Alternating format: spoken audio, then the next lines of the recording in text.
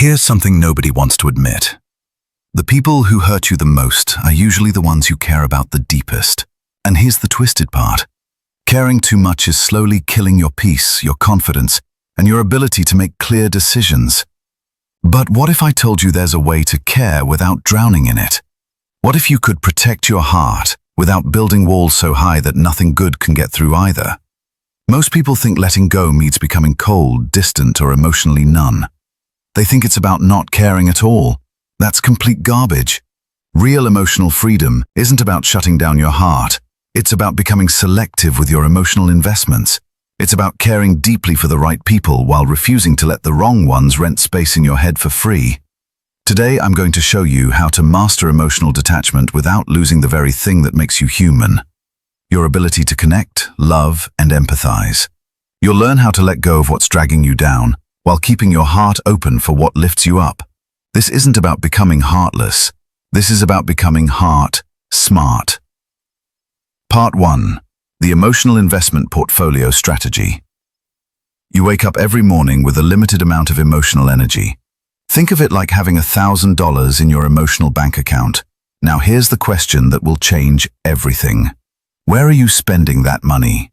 Most people throw their emotional currency around like confetti at a parade, wondering why they feel broke and exhausted by sunset. There's a secret that financially successful people know that emotionally successful people have figured out too. They don't invest equally in everything. They study the returns. They track what gives back and what just takes. They make calculated decisions about where their resources go. Your emotions work exactly the same way. Every person in your life, every situation you engage with, every drama you participate in, they're all investments. Some investments pay dividends. They give you energy, support, love, and growth in return. Others are like throwing money into a black hole. They take and take and take, leaving you with nothing but receipts for your pain. Here's what nobody teaches you in school. You can love someone and still be a terrible emotional investment. You can care about a situation and still lose money on it every single day. The people who master emotional detachment without losing their humanity understand this fundamental truth. So what's the first strategy out of 10 that will transform how you handle your emotional world? It's treating your feelings like a portfolio manager treats their investments. You're about to learn the emotional investment portfolio strategy, and it starts with a simple audit that will shock you. Look at your relationships right now. Draw an invisible line down the middle. On one side, put the people who reciprocate your energy. These are your high-return investments. They listen when you speak. They show up when you need them. They celebrate your wins and support you through losses. When you invest emotional energy in them, you get emotional energy back. On the other side, list your emotional money pits. These are the people who drain your account without making deposits. They take your advice but never follow it. They dump their problems on you but disappear when you need support. They expect your emotional labor but offer none in return. The revelation most people never have is this: you can divest from emotional money pits without becoming a cold person. You can care about someone from a distance. You can wish them well without funding their emotional chaos with your peace.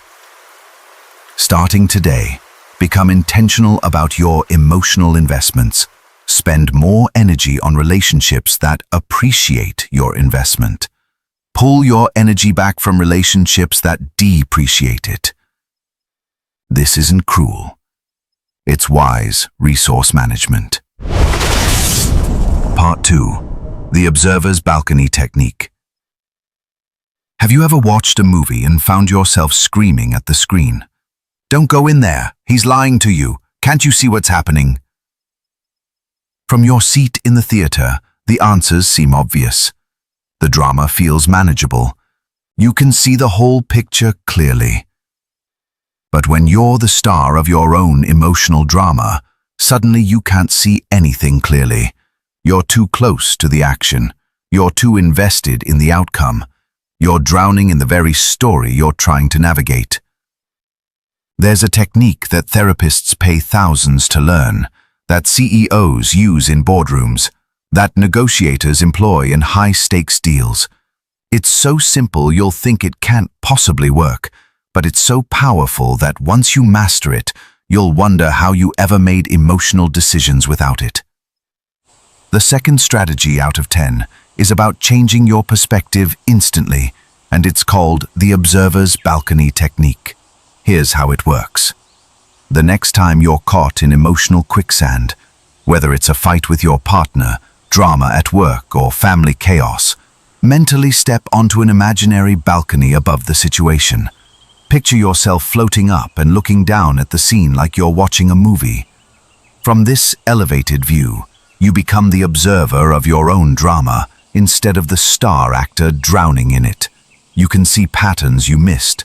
You can spot manipulation you couldn't detect from ground level. You can identify your own reactive behaviors that aren't serving you. But here's the magic question that activates this technique. Ask yourself, what would I tell a friend who was watching this same movie? Suddenly, the advice becomes clear. The next steps become obvious. The emotional fog lifts. This doesn't mean you stop caring. It means you start caring. Strategically. You maintain your humanity while gaining emotional intelligence. You keep your heart open while protecting your peace. The most emotionally intelligent people you know have mastered this balcony view. They can step out of their emotions without stepping away from their values. They can detach from the drama without detaching from the people they love. Practice this daily. Every emotional situation is an opportunity to float up to your balcony and see the bigger picture. Your future self will thank you for developing this skill. Part 3. The emotional thermostat method. Your house has a thermostat that adjusts the temperature based on what the room needs. When it's hot outside, the air conditioning kicks in. When it's cold, the heat turns on. The temperature isn't random. It's calibrated to create the perfect environment. Most people treat their emotions like they're stuck with whatever emotional weather happens to blow through. Someone's rude to them and they freeze up. Someone's manipulative and they boil over. They think emotions are binary. Either you're cold and heartless or you're hot and overwhelmed. But what if you could install an internal thermostat for your emotions? What if you could adjust your emotional temperature based on what each situation actually deserves? Here's the third strategy out of 10, and it's going to revolutionize how you respond to people. It's called the emotional thermostat method, and it starts with a simple recognition. Not every person deserves the same emotional temperature from you. Your mother deserves your full warmth. The random stranger who cuts you off in traffic deserves room temperature at best. Your toxic ex deserves the emotional equivalent of a cold shoulder. But most people give everyone the same emotional intensity. They heat up for people who don't deserve it and stay cold toward people who do. They waste emotional energy maintaining the wrong temperature for the wrong people. Installing your emotional thermostat means becoming intentional about your emotional responses. It means recognizing that you have settings, not just reactions. When someone deserves your full warmth, turn up the heat. Be present, be engaged, be emotionally available. When someone has proven they can't handle your emotional energy responsibly, dial it down. Be polite, but not passionate. Be kind, but not connected. This isn't manipulation. It's emotional intelligence. It's recognizing that your emotional energy is precious and should be distributed based on what each relationship has earned. The people who master this technique understand that emotional detachment isn't about becoming cold. It's about becoming calibrated. It's about matching your emotional output to what the situation actually deserves. Some conversations deserve Some people have earned your trust and vulnerability. Others have only earned your politeness.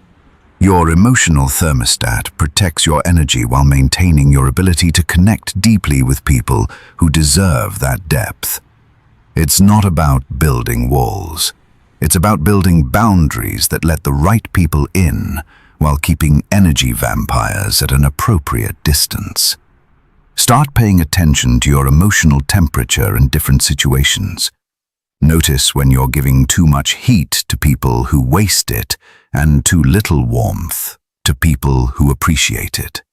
Part 4. The Energy Leak Audit. Imagine your emotional energy is like water in a bucket. Every morning you start with a full bucket, but throughout the day, tiny holes appear. Water drips out slowly, steadily, silently. By evening, you're running on empty, wondering where all your energy went. Most people live with energy leaks they don't even notice. They're hemorrhaging emotional energy in ways that seem invisible, but add up to exhaustion. They think they're just naturally tired people, when really, they're people with undiagnosed energy leaks. There's a practice that successful people do that keeps them energized while others burn out. They conduct regular audits to find and fix their energy leaks. They track where their energy goes and ruthlessly plug the holes that don't serve them. The fourth strategy out of 10 is going to help you reclaim energy you didn't even know you were losing. It's called the Energy Leak Audit, and it starts with brutal honesty about where your emotional energy actually goes. Energy leaks happen in 3 main areas. First, overthinking conversations. You replay what you said, what they said, what you should have said, what they might say next. Your brain runs the same conversation on repeat, draining your battery with mental loops that solve nothing. Second, replaying scenarios. You rehash arguments, mistakes, embarrassing moments, worst-case futures. You live in mental time machines that transport you everywhere except the present moment, where your actual life is happening. Third, giving unsolicited emotional labor. You worry about problems that aren't yours. You feel responsible for other people's feelings. You carry emotional burdens that nobody asked you to carry and that you can't actually solve. Here's how to conduct your weekly energy leak audit. At the end of each day, ask yourself 3 questions. What conversations did I replay unnecessarily? What scenarios did I rehash that I can't change? What emotional labor did I provide that wasn't requested or appreciated? Then comes the crucial part, plugging the leaks ruthlessly. When you catch yourself replaying conversations, redirect your attention to something productive. When you notice yourself rehashing unchangeable scenarios, remind yourself that mental time travel steals energy from your actual present. When you find yourself carrying emotional burdens that aren't yours, put them down. Other people's feelings are not your responsibility to manage. Other people's problems are not your responsibility to solve. The people who master emotional detachment without losing empathy understand that energy conservation isn't selfish, it's necessary. You can't pour from an empty cup. You can't help others if you're emotionally bankrupt yourself. Start your energy leak audit today. Track where your emotional energy goes and plug the holes that serve no purpose. Part 5. The Reverse Empathy Shield. Empathy is supposed to be a superpower. It's the ability to understand and share the feelings of others. It connects us, makes us human, helps us build meaningful relationships. But for some people, empathy becomes a curse instead of a gift. They walk into a room and absorb everyone else's stress. They talk to a friend having a bad day and suddenly feel depressed themselves. They watch the news and carry the weight of the world's problems on their shoulders. Their empathy has no boundaries, no filters, no off switch. These people think having boundaries around empathy makes them cold or uncaring. They believe that true empathy means feeling everything everyone else feels. They've turned their emotional sensitivity into emotional martyrdom. But there's a way to be deeply empathetic without drowning in other people's emotions. There's a method that lets you understand others without absorbing their pain. It's about flipping the script on how empathy works. The 5th strategy out of 10 is going to teach you how to protect your emotional energy while maintaining your ability to connect. It's called the reverse empathy shield, and it starts with a radical mindset shift. Instead of automatically absorbing everyone else's emotions, you're going to practice selective empathy. You're going to consciously choose when to let others' emotions affect you and when to observe them from a safe distance. Here's the key distinction most people miss. You can understand someone's pain without making it your own. You can acknowledge someone's struggle without struggling alongside them. You can offer support without taking on their burden. Think of yourself as an emotional lifeguard instead of someone drowning alongside the person you're trying to help. A lifeguard understands that someone is drowning, feels compassion for their situation, and takes action to help. But the lifeguard doesn't jump in and start drowning too. That would help no one. Your reverse empathy shield works by creating conscious boundaries around what you absorb. When someone shares their problems with you, you can listen with compassion without taking their problems home with you. When someone is having a bad day, you can offer support without letting their bad day become yours. This isn't about becoming heartless, it's about becoming heart-smart. It's recognizing that empathy with boundaries is still empathy. In fact, it's more useful empathy because you maintain the emotional stability needed to actually help. The people who master this technique understand that they serve others better when they're emotionally stable themselves. They can offer clearer advice, more consistent support, and more reliable presence because they're not constantly overwhelmed by everyone else's emotional weather. Practice conscious empathy. Feel with people, not for them. Support others without sacrificing your own peace. Your empathy becomes more powerful when it has boundaries. Part 6. The emotional GPS recalibration. You're driving somewhere important and suddenly you're lost. Your first instinct might be to figure out exactly how you got lost, who gave you wrong directions, why the signs were confusing. You could spend hours analyzing the problem, but you'd still be lost. Smart drivers don't waste time analyzing how they got lost. They focus on one question: where do I want to end up? Then they let that destination guide their next moves. They route around the confusion instead of driving deeper into it. Most people handle emotional situations like lost drivers who never ask for new directions. They get stuck analyzing why someone hurt them, why the situation went wrong, why people acted the way they did. They drive in circles through their pain, getting more lost instead of finding their way out. The sixth strategy out of 10 is about stopping the emotional circling and starting the emotional navigation. It's called the emotional GPS recalibration, and it works by shifting your focus from problems to destinations. When you're emotionally lost in a situation, your brain wants to solve the mystery. Why did they say that? Why did they do that? What were they thinking? What did I do wrong? These questions feel important, but they keep you stuck in the problem instead of moving toward a solution. Here's the recalibration that changes everything. Stop asking, why did this happen? And start asking, where do I want to end up? Stop trying to figure out their motives and start clarifying your goals. Do you want to end up with peace of mind? Then route around the drama instead of driving through it. Do you want to end up with a stronger relationship? Then focus on communication that builds bridges instead of analyzing what burned them down. Do you want to end up with your self-respect intact? Then make choices that honor your values instead of choices that prove your point. Your emotional GPS recalibration works by keeping your destination in mind while you navigate current challenges. Every response you choose should move you closer to where you want to be, not deeper into where you've been. This doesn't mean you ignore problems or pretend everything is fine. It means you address problems in ways that serve your bigger goals. You handle conflicts in ways that preserve what matters most to you. The people who master emotional detachment understand that energy spent analyzing problems is often energy stolen from creating solutions. They route around emotional drama the same way they'd route around traffic, efficiently and without taking it personally. When you're emotionally lost, recalibrate your GPS. Ask yourself where you want to end up, and let that destination guide your choices. Your future self is waiting for you there.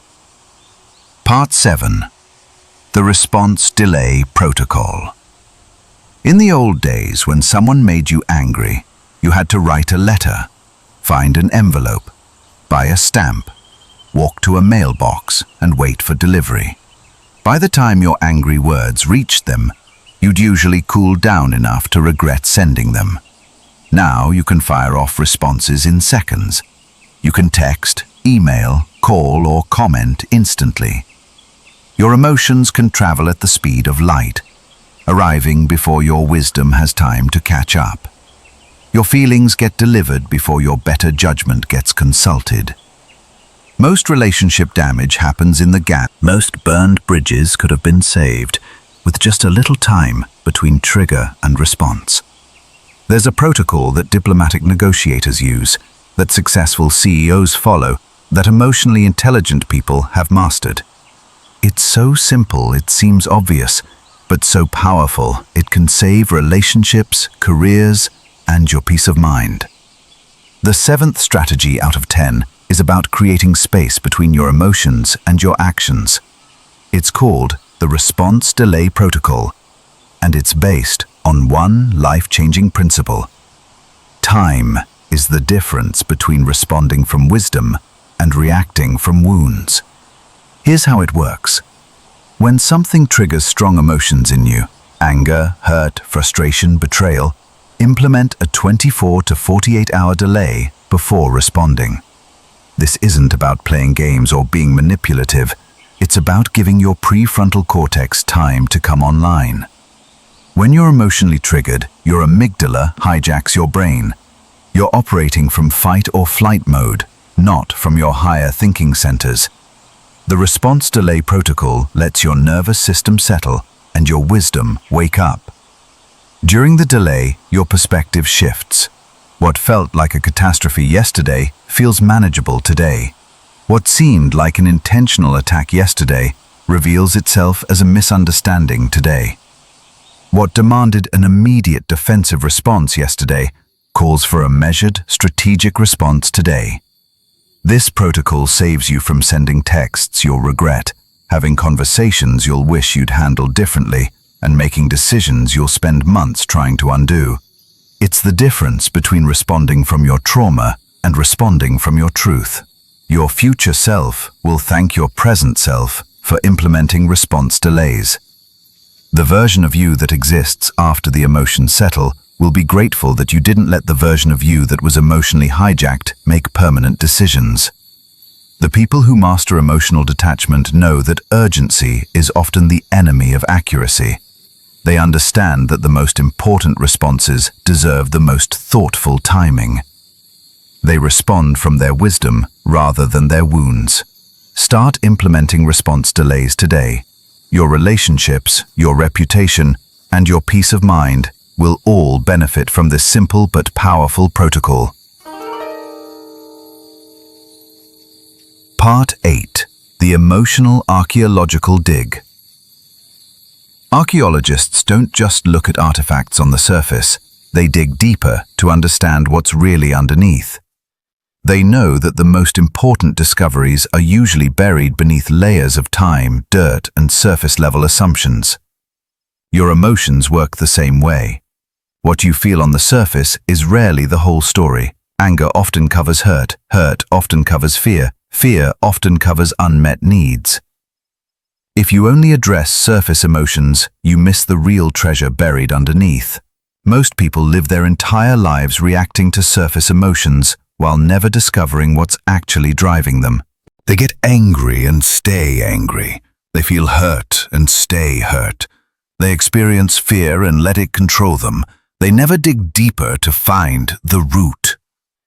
The 8th strategy out of 10 is about becoming an archaeologist of your own emotional world. It's called the Emotional Archaeological Dig, and it's going to help you understand yourself in ways that create genuine freedom instead of temporary fixes.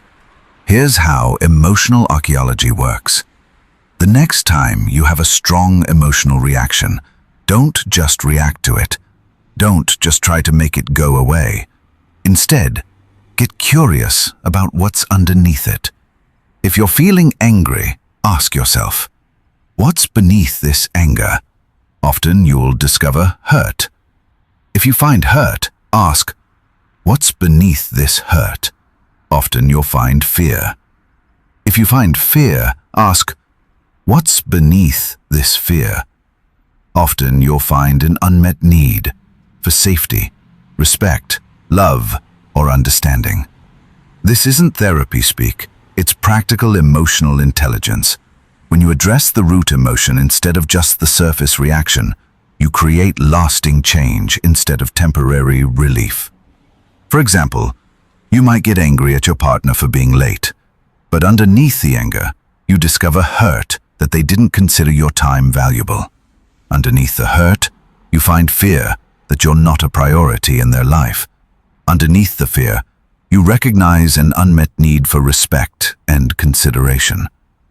Now, instead of just fighting about lateness, you can have a conversation about feeling valued and prioritized. Instead of attacking surface behavior, you can address the deeper need. This creates connection instead of conflict.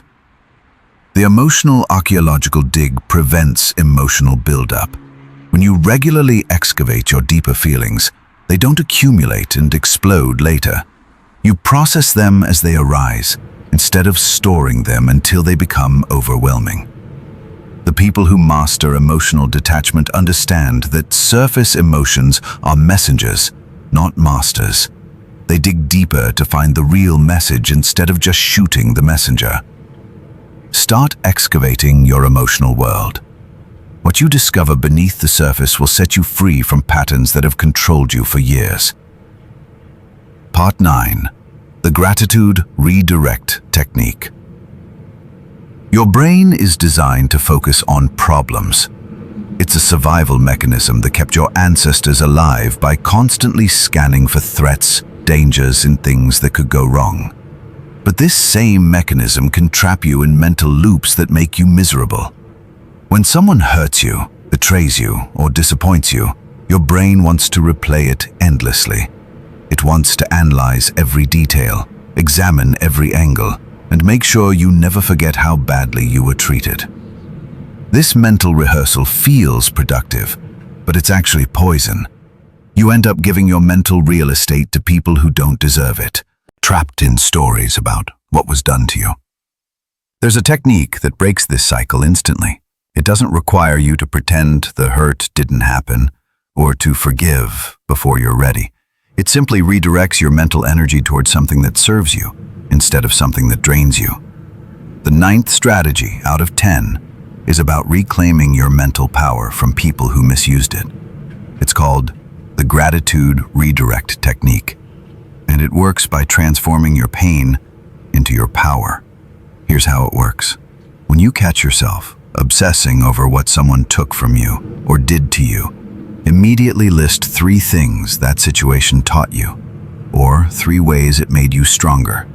This isn't about being grateful for abuse or pretending bad treatment was good. It's about refusing to let negative experiences have the final word in your story.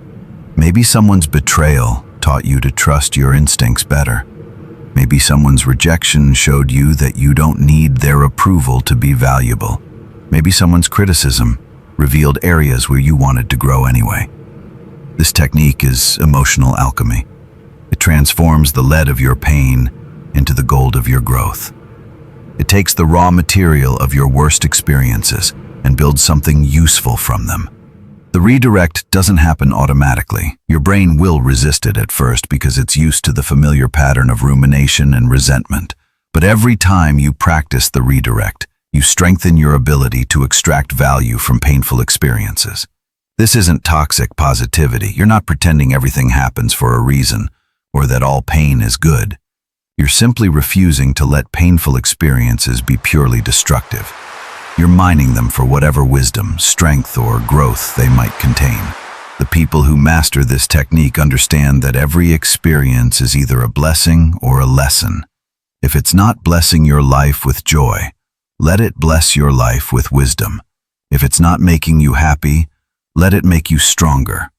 Your pain has already cost you enough. Don't let it cost you your mental freedom too. Use the gratitude redirect to transform your worst experiences into your greatest teachers. Part 10.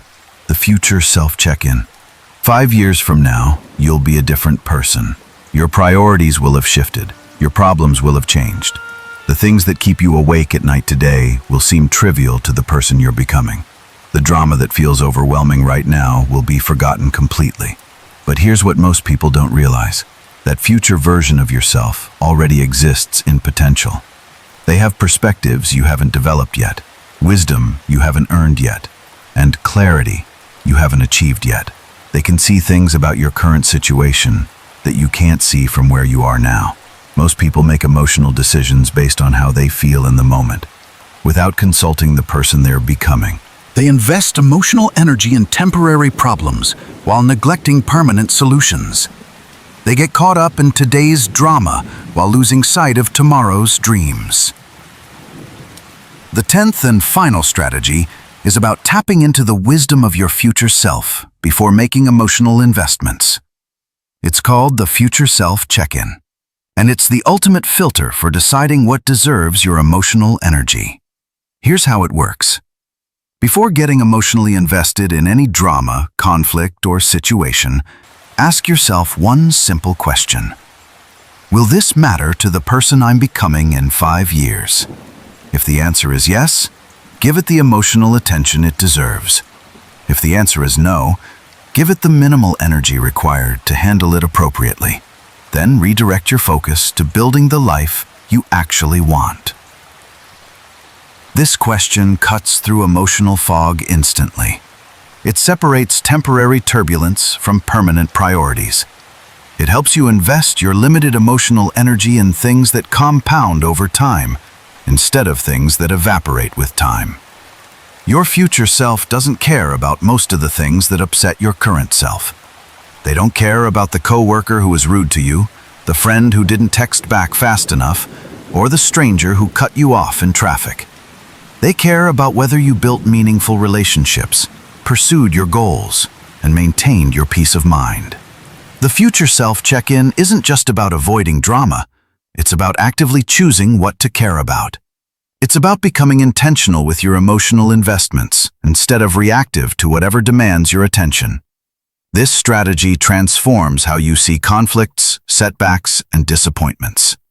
Instead of asking, "Why is this happening to me?" you ask, "Will this matter to who I'm becoming?" Instead of getting lost in current problems, you stay connected to future possibilities.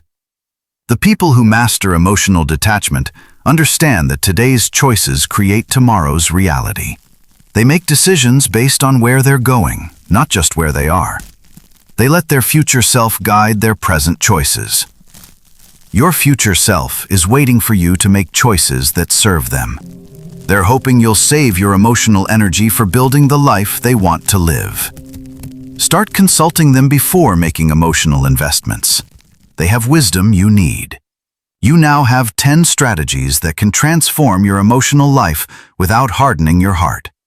These aren't just techniques, they're tools for emotional freedom.